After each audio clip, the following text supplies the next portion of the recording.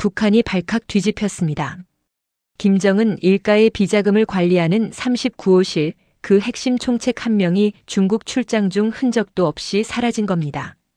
평양 토박이 3대 빨치산 집안 출신으로 30년간 충성해온 고위 간부가 왜 모든 걸 버리고 도망쳤을까요? 과연 그는 39호실에서 무엇을 받고 어떻게 북한의 추격을 피해 탈출에 성공했을까요? 지금부터 그 이야기를 들려드리겠습니다. 이 영상이 도움이 되셨다면 구독과 좋아요 부탁드립니다.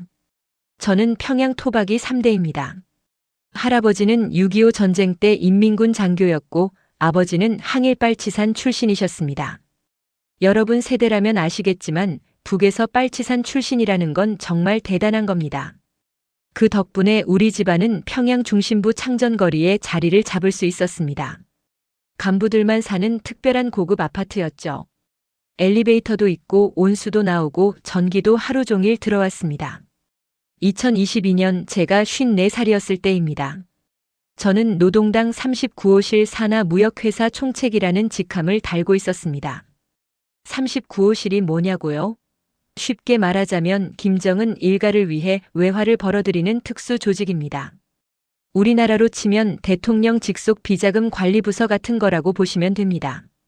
중국이나 동남아시아를 오가며 무역을 하고 고위층이 필요로 하는 특수품들을 조달하는 게 제 일이었습니다. 아침에 눈을 뜨면 아내가 차려놓은 밥상이 있었습니다. 쌀밥에 고기 반찬, 김치에 된장국. 여러분은 당연하게 생각하시겠지만 북에서 매일 쌀밥을 먹는다는 건 특권 중의 특권입니다. 일반 주민들은 강냉이 죽으로 끼니를 때우는 판인데 말이죠. 명절이 되면 대동강 냉면에 온반까지 해먹었습니다.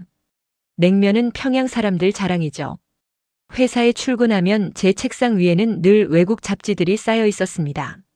중국어로 된 경제지, 영어로 된 무역 자료들. 일반 주민들은 상상도 못할 일이었죠. 북에서 외국 자료를 함부로 보면 정치범 수용소 가는 겁니다.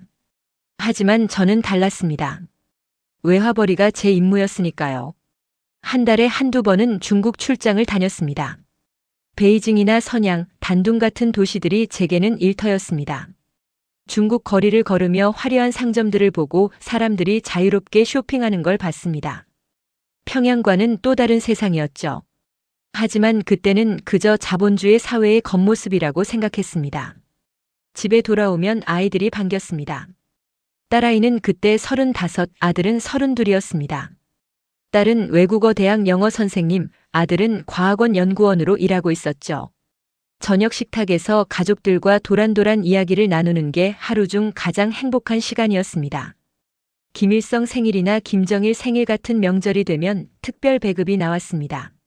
식용기름에 설탕, 과자, 때로는 고급 술까지. 이것도 간부들만 받는 겁니다. 저는 그게 당연한 줄 알았습니다. 우리가 당과 수령님을 위해 일하니까 받는 당연한 대우라고 생각했던 겁니다. 그런데 2022년 여름 아버지가 돌아가셨습니다. 85의 나이였죠. 장례식에는 당에서 화환이 왔고 고위 간부들이 조문을 왔습니다. 빨치산 영웅의 서거를 애도한다는 말들을 들으며 저는 문득 이런 생각이 들었습니다. 아버지가 안 계시면 우리 집안의 이 지위는 어떻게 될까? 그때까지만 해도 막연한 불안이었습니다. 평양의 밤하늘을 올려다보며 저는 여전히 제 삶이 영원히 계속될 거라고 믿었습니다. 특권은 당연한 것이고 이 체제는 흔들림 없이 견고하다고 생각했죠. 하지만 세상에 영원한 건 없습니다.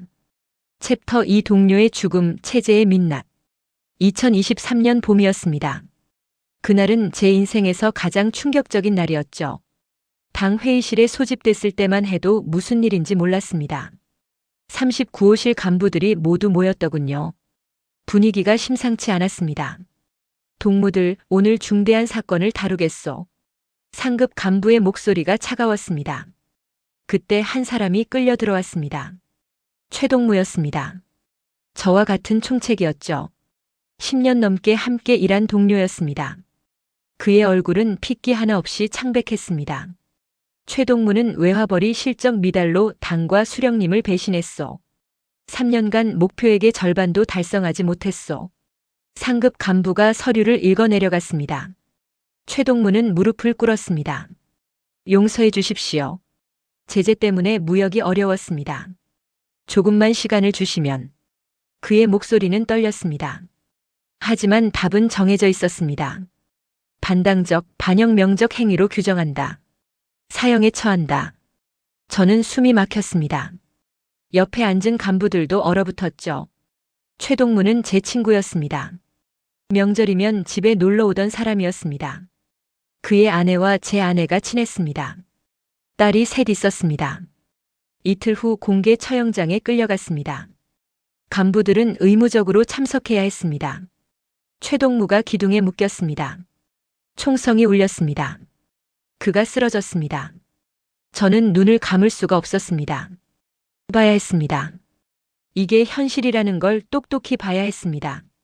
집에 돌아와 밤새 잠을 이루지 못했습니다. 여러분도 아시다시피 6.25 전쟁 때도 동족끼리 이렇게 죽이진 않았다고 하잖습니까? 그런데 지금 여긴 전쟁도 아닌데 실적 못 냈다고 사람을 죽입니다. 그것도 30년 충성한 간부를요. 아내에게 말했습니다. 여보, 우리도 조심해야 하오. 언제 어떻게 될지 모르는 세상이요. 아내는 제 손을 꼭 잡았습니다. 당신이 그렇게 열심히 일하는데 무슨 걱정이요? 하지만 저는 알았습니다. 열심히 한다고 되는 게 아니라는 걸요. 그날 밤 늙은 어머니 생각이 났습니다. 85이셨죠. 아버지 돌아가시고 혼자 사셨습니다. 제가 이렇게 되면 어머니는 어쩌나. 아이들은요? 딸과 아들이 좋은 직장 다니지만 아버지가 숙청되면 다 끝입니다. 정치범 가족이 되는 겁니다. 다음 날 회사에 나갔습니다. 최동무 자리는 비어 있었습니다. 아무도 그 이야기를 꺼내지 않았습니다. 마치 처음부터 없던 사람처럼요. 저는 그제야 깨달았습니다. 이 체제에서 사람은 부품입니다. 고장나면 버리는 부품이죠. 그날 이후 제 삶이 달라졌습니다. 매일 아침 눈 뜨면 두려웠습니다. 오늘은 실적을 낼 수 있을까? 상부가 만족할까? 언제 제 차례가 올까? 30년 믿어온 당이 무너졌습니다. 이건 신념의 문제가 아니었습니다. 생존의 문제였습니다. 챕터 3 제재의 벽 추락하는 살. 2024년 들어 모든 게 달라졌습니다. 미국과 유엔 제재가 강화됐죠. 중국 무역이 막혔습니다. 우리 회사 주력이었던 석탄, 철광석, 수산물 수출이 전면 중단됐습니다. 하루아침에 일감이 사라진 겁니다. 상부에서 호출이 왔습니다. 김동무 올해 달러 상납 목표는 작년과 동일하오. 저는 항변했습니다. 동무부장 제재로 무역이 막혔습니다. 목표 달성이 불가능합니다. 하지만 돌아온 답은 차가웠습니다. 그건 당신 문제요. 방법을 찾으시오. 베이징 출장길에 거래처를 찾아갔습니다. 10년 거래하던 중국 회사였죠. 왕 사장님, 이번 물건 좀 받아주십시오. 하지만 그는 고개를 저었습니다. 김총책 미안하오. 지금은 북한 물건 취급하면 우리도 제재받소. 가족 먹고 살아야 하지 않겠소? 발이 묶였습니다. 여러분도 IMF 때 기억하시지 않습니까? 돈 벌 데가 없어지면 어떻게 되는지. 저도 똑같았습니다. 매달 보고해야 할 달러가 없었습니다. 밤마다 잠 못 이뤘습니다. 최동무 얼굴이 떠올랐습니다. 다음은 내 차례구나. 집에서는 아내가 걱정했습니다. 여보, 얼굴이 왜 그래요? 많이 힘들어요? 차마 말할 수 없었습니다. 실적 못 내면 우리 가족이 어떻게 되는지를요. 아이들 앞에서는 웃었습니다. 하지만 속은 타들어갔죠. 2024년 여름 첫 경고가 왔습니다. 김동무 상반기 실적이 목표의 30%밖에 안 돼요. 각오하시오. 회의실을 나서며 다리가 후들거렸습니다. 30%. 최동무는 3년간 50%였는데 죽었습니다. 저는 반년 만에 30%입니다. 어머니를 찾아갔습니다. 평양집에 혼자 사시는 어머니. 아들아, 무슨 일 있니? 얼굴이 안 좋구나. 아닙니다, 어머니. 그냥 일이 좀 바빠서요. 어머니 손을 잡았습니다. 이게 마지막 일지도 모른다는 생각이 들었습니다. 회사 동료들 눈빛이 달라졌습니다. 불쌍하다는 듯 또는 다행이다는 듯. 저 아니면 자기들 차례니까요.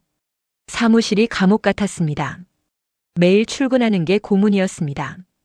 밤에 창밖을 봤습니다. 평양 불빛이 희미했습니다. 전기도 부족하죠. 이 도시가, 이 나라가 점점 무너지고 있었습니다. 그리고 저도 함께 무너지고 있었습니다. 언제까지 버틸 수 있을까? 내일은? 모레는? 두려움이 저를 집어삼켰습니다. 챕터 4 자식들을 위한 결단. 2024년 가을이었습니다. 딸과 아들을 중국 유학 보냈습니다. 명목상은 유학이었죠. 하지만 제 속셈은 달랐습니다. 탈출이었습니다.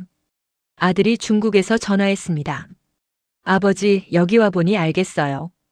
북에서는 미래가 없어요. 아무리 열심히 해도 당에 충성해도 결국은 실적 못 내면 아버지처럼 되는 거잖아요. 그 한마디가 제 마음을 굳혔습니다. 그래, 아이들만이라도 살려야 한다. 밤마다 계획을 짰습니다. 아내와 둘이서요. 여보, 정말 이러는 게 맞을까요? 어머니는 어쩌고요? 아내 목소리가 떨렸습니다. 저도 가슴이 찢어졌습니다. 86 늙은 어머니를 두고 가야 한다니. 하지만 선택의 여지가 없었습니다. 어머니를 찾아갔습니다. 어머니, 제가 중국 출장이 좀 길어질 것 같습니다.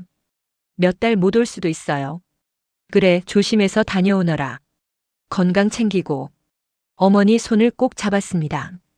이게 마지막 인사라는 걸 어머니는 모르셨죠. 저는 차마 진실을 말씀드릴 수가 없었습니다. 중국 계좌에 몰래 돈을 이체했습니다. 10년간 모은 돈이었습니다. 달러로 5만 불. 적지 않은 돈이었죠. 들키면 즉시 처형입니다. 하지만 그거 없이는 탈출이 불가능했습니다. 매번 조금씩 들키지 않게 옮겼습니다. 중국에 있는 조선족 친구에게 연락했습니다. 김 형님, 부탁이 있어. 우리 애들 좀 도와줘. 그는 망설였습니다. 형님, 이거 위험한 일인데. 알고 있어. 하지만 자식들 살려야 하지 않겠소? 제발 부탁이요. 2024년 겨울 딸과 아들을 먼저 태국으로 보냈습니다. 한국 선교사가 도왔습니다. 라오스를 거쳐 태국으로 가는 루트였죠. 애들이 무사히 태국에 도착했다는 연락이 왔을 때 저는 눈물을 흘렸습니다. 적어도 아이들은 살았구나. 회사에는 평소처럼 다녔습니다. 아무도 모르게. 실적은 여전히 바닥이었죠. 상부의 압박은 더 심해졌습니다. 김동무, 마지막 기회요. 올해 안에 목표 달성 못하면. 말을 잊지 않았지만 알았습니다. 최동무처럼 된다는 걸요. 아내에게 말했습니다. 여보, 다음 중국 출장 때 같이 가시오. 돌아오지 않을 겁니다. 아내가 울었습니다. 어머니는 제가 평양에 계속 있어도 못 모실 겁니다. 숙청되면 어머니도 끝입니다. 평양 거리를 걸었습니다. 태어나 자란 이 도시. 대동강변, 모란봉, 김일성 광장. 다 안녕이었습니다. 가슴이 미어졌습니다. 하지만 살아야 했습니다. 챕터 5 생사를 건 탈출. 2025년 1월 중국 출장 일정이 잡혔습니다. 정례 베이징 출장이었죠. 하지만 저는 알았습니다. 이게 마지막 출장이라는 걸요. 평양을 떠나면 다시는 돌아오지 않을 거라는 걸요. 평양 순안공항에서 비행기를 탔습니다. 아내와 함께. 보이부 검색을 통과할 때 심장이 터질 것 같았습니다. 김동무 출장 목적이? 무역 협상입니다. 평소처럼 답했습니다. 손에 땀이 났습니다. 들키면 그 자리에서 체포입니다. 베이징에 도착했습니다. 호텔 체크인을 마친 후 조선족 친구에게 연락했습니다. 형님, 준비됐습니다. 내일 새벽에 한국 대사관으로 갑시다. 그날 밤 잠을 못 이뤘습니다. 내일이면 자유인이 될 수 있을까? 새벽 5시 호텔을 나왔습니다. 택시를 탔습니다. 한국 대사관으로 가주세요. 운전사가 고개를 끄덕였습니다. 창밖으로 베이징 거리가 흘러갔습니다. 평양과는 다른 세상이었습니다. 자유의 세상이었습니다. 한국 대사관 앞에 도착했습니다. 하지만 문제가 생겼습니다. 중국 공안이 지키고 있었습니다. 들어갈 수 없습니다. 조선족 친구가 말했습니다. 북한 보위부도 근처를 감시하고 있습니다. 위험합니다. 다시 물러났습니다. 친구 집으로 갔습니다. 어떻게 하지? 아내가 울었습니다. 여기까지 와서 절망적이었습니다. 잡히면 북송입니다. 북송되면 공개 처형입니다. 그때 친구가 말했습니다. 한국 선교단체에 아는 사람이 있습니다. 연락해 볼까요? 희망이 보였습니다. 부탁합니다. 제발요. 이틀 후 선교사를 만났습니다. 한국 사람이었습니다. 걱정 마세요. 도와드릴게요. 우리가 많은 탈북자들을 도와왔습니다. 그 말에 눈물이 났습니다. 여러분도 아시지 않습니까? 절망 속에서 만난 도움의 손길이 얼마나 고마운지. 선교사 집에 은신했습니다. 베이징 외곽의 작은 집이었죠. 여기서 기다리세요. 태국으로 가는 길을 준비할게요. 시간이 좀 걸릴 겁니다. 하지만 두려웠습니다. 북한 보위부가 저를 추격할 겁니다. 중국 공안도 단속을 합니다. 잡히면 북송입니다. 북송되면 공개 처형입니다. 매일이 전쟁이었습니다. 밖에 나갈 수도 없었습니다. 창문도 열 수 없었습니다. 하루하루가 지옥 같았습니다. 챕터 6 추격 속의 은신. 베이징 외곽 작은 방에서 석 달을 숨었습니다. 2025년 1월부터 4월까지 하루하루가 지옥이었습니다. 선교사가 음식을 가져다 줬습니다. 오늘 뉴스를 봤어요. 북한이 탈북 간부를 찾는다고 난리예요. 제 이야기였습니다. 몸이 얼어붙었습니다. 선교사가 폰을 보여줬습니다. 39호실 총책 김아묵의 중국으로 도주. 발견 즉시 신고하라. 제 이름이 나왔습니다. 밖에 나갈 수 없었습니다. 창문도 열 수 없었습니다. 햇빛도 볼 수 없었습니다. 작은 방 안에서만 빙빙 돌았습니다. 아내는 하루 종일 울었습니다. 여보, 우리 이러다 죽는 거 아니에요? 조선족 친구가 연락했습니다. 형님, 보위부 요원들이 베이징 조선족 마을을 뒤지고 있습니다. 조심하세요. 공포가 엄습했습니다. 그들은 저를 찾고 있었습니다. 저를 잡아서 북으로 보내려고. 어느 날 밤 문을 두드리는 소리가 났습니다. 심장이 멎는 줄 알았습니다. 누구세요? 저예요. 선교사 목소리였습니다. 안도했습니다. 중국 공안이 단속을 나왔대요. 며칠 더 조심해야 해요. TV도 볼 수 없었습니다. 인터넷도 할 수 없었습니다. 세상과 완전히 단절됐습니다. 평양에 계신 어머니 생각이 났습니다. 제가 탈출했다는 소식을 들으셨을까? 얼마나 놀라셨을까? 얼마나 슬퍼하셨을까? 가슴이 찢어졌습니다. 딸과 아들은 태국에 있었습니다. 가끔 전화가 왔습니다. 아빠, 빨리 오세요. 여기서 기다리고 있어요. 꼭 오셔야 해요. 그 목소리를 듣고 버텼습니다. 아이들을 만나야 한다고. 포기하면 안 된다고. 4월 선교사가 말했습니다. 태국으로 가는 루트가 준비됐어요. 라오스를 거쳐서 갈 겁니다. 위험하지만 이게 최선입니다. 희망이 보였습니다. 언제 출발하나요? 이틀 후요. 짐을 쌌습니다. 짐이라고 해봤자 옷 몇 벌뿐이었습니다. 평양에서 가져온 건 아무것도 없었습니다. 모든 걸 버리고 왔습니다. 특권도 지위도 고향도 어머니도. 마지막 밤 아내에게 말했습니다. 여보, 조금만 더 버텨요. 곧 아이들을 만나요. 곧 자유를 얻어요. 아내가 제 손을 잡았습니다. 당신을 믿어요. 끝까지 함께 가요. 그날 밤 처음으로 푹 잤습니다. 챕터 7 자유를 향한 마지막 여정. 2025년 4월 베이징을 떠났습니다. 밤 기차를 탔습니다. 라오스로 가는 길이었습니다. 브로커가 안내했습니다. 절대 말하지 마세요. 중국 사람처럼 행동하세요. 조선말 한마디라도 하면 들킵니다. 긴장했습니다. 기차 안에서 검문이 있었습니다. 신분증 보여주세요. 가짜 신분증을 내밀었습니다. 손이 떨렸습니다. 검사관이 저를 쳐다봤습니다. 심장이 터질 것 같았습니다. 가세요. 살았구나. 이틀 후 라오스에 도착했습니다. 국경을 넘었습니다. 밀림을 걸었습니다. 밤새 걸었습니다. 다리가 아팠습니다. 아내가 힘들어했습니다. 조금만 더요. 거의 다 왔어요. 서로를 부축하며 걸었습니다. 라오스에서 사흘을 숨었습니다. 작은 마을이었습니다. 현지인 집이었죠. 태국 가는 차가 올 때까지 여기 계세요. 기다렸습니다. 태국행 차가 왔습니다. 트럭이었습니다. 짐칸에 탔습니다. 이미 15명이 더 타고 있었습니다. 다 탈북자들이었습니다. 함경도 사투리, 평안도 사투리가 들렸습니다. 어디서 오셨어요? 저는 함흥입니다. 저는 평양이요. 모두 같은 처지였습니다. 태국 국경에 도착했습니다. 또 검문이었습니다. 이번엔 태국 경찰이었습니다. 불법 입국자들이다. 체포됐습니다. 이민국 수용소로 갔습니다.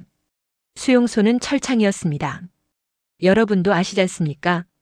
감옥이 얼마나 무서운지. 2주 동안 갇혔습니다. 밥은 하루 2끼, 잠은 바닥에서 잤습니다. 하지만 희망이 있었습니다. 한국 영사관에 연락했습니다.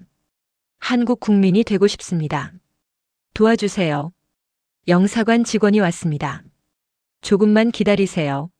서류를 처리 중입니다. 그 며칠 동안 딸과 아들과 화상 통화를 했습니다.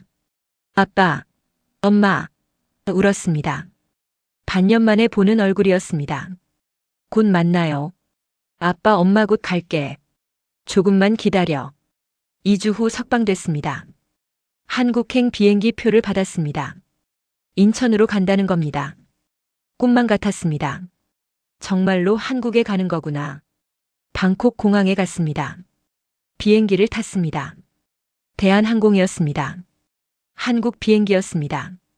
승무원이 한국말로 말했습니다. 편히 앉으세요. 눈물이 났습니다. 이제 안전하다는 생각, 자유로 간다는 생각. 하지만 평양에 계신 어머니 생각에 가슴이 아팠습니다. 챕터 8 자유의 땅 그리고 은행의 충격. 2025년 5월 인천공항에 도착했습니다. 한국 땅을 밟았습니다. 딸과 아들이 달려왔습니다. 아빠, 엄마, 껴안았습니다. 울었습니다. 반년 만이었습니다. 살아있구나. 우리 모두 살아있구나. 그것만으로 감사했습니다. 하나원에 갔습니다. 탈북자 교육기관이죠. 3달 동안 한국 사회를 배웠습니다. 그리고 처음 은행에 갔던 날, 평생 잊을 수 없습니다. 은행 직원이 웃으며 말했습니다. 통장 만들어 드릴게요. 신분증을 냈습니다. 5분 만에 통장이 나왔습니다. 놀랐습니다. 북에서 외화 계좌는 저 같은 고위 간부만 가질 수 있었죠. 그것도 신청하고 몇 달 걸렸습니다. 여기선 누구나 5분이면 됩니다. ATM 기계를 보여줬습니다. 이걸로 밤 11시에도 돈을 뽑을 수 있어요. 주말에도 되고요. 충격이었습니다. 중국도 여러 번 다녀봤지만 이런 자유는 몰랐습니다. 제가 번 돈을 제가 원할 때 아무 때나 뽑을 수 있다니. 직원이 또 말했습니다. 폰뱅킹 하시면 집에서도 송금이 가능해요. 손가락 하나로 즉시 보낼 수 있어요. 손가락 하나로 돈을 보낸다고요? 북에서는 외화 1000달러 옮기려면 일주일은 걸렸는데 그것도 허가받고 서류 쓰고 믿을 수가 없었습니다. 그때 문득 생각났습니다. 평양에 두고 온 제 돈들. 북한 원화로 수백만 원. 달러로 환산하면 수천 불이었죠. 10년 모은 돈이었습니다. 39호실 총책으로 외화벌이하며 모은 돈. 하지만 여기선 아무 소용없습니다. 북한 돈은 휴지 조각입니다. 여러분도 6.25 이후에 돈이 휴지가 됐던 거 기억하시지 않습니까? 똑같았습니다. 제가 평생 모은 돈이 한순간에 사라진 겁니다. 씁쓸했습니다. 하지만 깨달았습니다. 진짜 부는 돈이 아니라는 걸요. 자유였습니다. 법이 내 재산을 지켜주는 것. 국가가 함부로 뺏어가지 못하는 것. 내가 원하는 때에 내 돈을 쓸 수 있는 것. 이게 진짜 부였습니다. 서울에 정착했습니다. 작은 아파트를 얻었습니다. 딸, 아들과 함께 살았습니다. 창밖으로 서울 야경이 보였습니다. 불빛이 환했습니다. 평양과는 달랐습니다. 가끔 평양을 생각합니다. 대동강변, 모란봉, 그리고 어머니. 86이셨던 어머니. 지금은 88이 되셨겠죠. 살아계신지조차 모릅니다. 가슴이 미어집니다. 통일운동을 시작했습니다. 강연도 다닙니다. 북한 주민들도 자유를 누릴 자격이 있습니다. 제 경험을 나눕니다. 특권층이었던 저도 자유 없이는 행복할 수 없었다고, 진짜 부는 자유라고 한국 사람들에게 말하고 싶습니다. 여러분이 누리는 이 자유, 당연하게 생각하지 마십시오. 이건 기적입니다. 저는 57년을 살아서야 이 자유를 처음 맛봤습니다. 우리 세대의 통일을 보고 싶습니다. 평양 어머니를 다시 만나고 싶습니다. 북에 남은 2,500만 주민들이 이 자유를 누렸으면 좋겠습니다. 그날을 위해 오늘도 기도합니다.